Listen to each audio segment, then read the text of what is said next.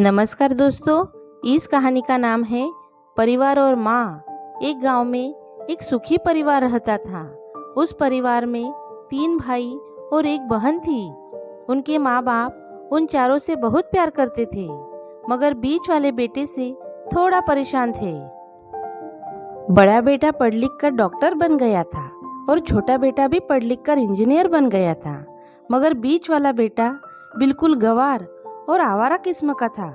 कुछ समय बाद उनके दोनों बेटे डॉक्टर और इंजीनियर ने शादी कर ली और 6 महीनों के बाद ही उनकी बेटी का भी एक अच्छे घराने में विवाह हो गया।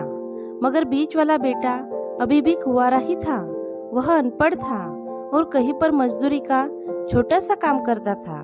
उसको शादी के लिए कोई भी लड़की नहीं मिल रही थी। उसके माँ बाप उससे बहुत परेशान हो चुके थे। अब जब भी उसकी बहन अपने मायके आती तो वह अपने डॉक्टर और इंजीनियर दोनों भाइयों से मिलती थी, मगर बीच वाले भाई से बहुत कम मिलती थी, क्योंकि वह उसे ज्यादा पैसे नहीं दे पाता था। लेकिन फिर भी वह अपने बहन से बहुत प्यार करता था। कुछ समय बाद उनके पिताजी की बीच वाले बेटे की शादी किए बिना ही मृत्यु हो गई। उनकी माँ ने सोचा, कहीं अब किसी के मुंह से बंटवारे की बात निकले, इसलिए अपने ही गांव में एक सीधी सादी लड़की से मझले बेटी की शादी करवा दी। शादी होते ही न जाने क्या हुआ, अनपढ़ बेटा मन लगाकर काम करने लगा और पहले से ही कहीं ज्यादा मेहनत भी करने लगा। अब कोई भी पुराना दोस्त उसको मगरगट्टी के लिए बुलाने आता तो वह मना कर देता।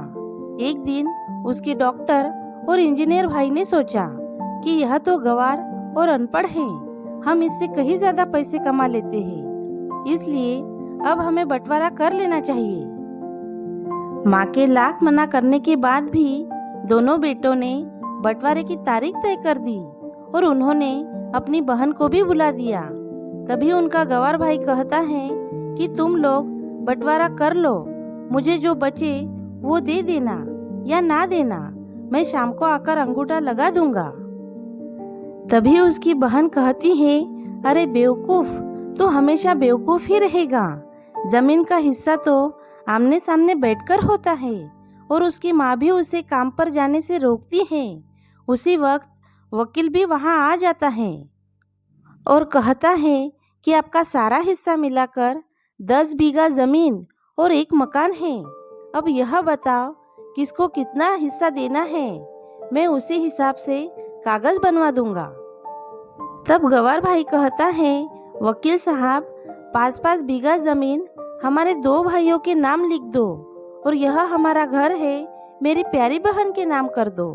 तब दोनों भाई पूछते हैं कि तू अपने हिस्से में क्या लेगा। गंवार भाई कहता है कि मेरे हिस्से में मेरी प्यारी माँ है। वह अपनी पत्नी की तरफ मुस्कुराते हुए कहता है, क्यों, क्या मैंने कुछ गलत कहा? उस गंवार और अनपढ़ की पत्नी अपने सास से लिपट कर कहती है, माँ से बड़ी वसीयत क्या होगी मेरे लिए। उसी वक्त उसका गंवार बेटा भी अपनी माँ से लिपट जाता है। गंवार बेटे और बहू के प्यार ने जमीन जायदाद के बंटवारे को एक सन्नाटे में बदल दिया। तभी बहन अपने गंवार भाई के गले लगकर रोते हुए कहती है, माफ कर दो भैया, मैं आपको पहचान नहीं सकी।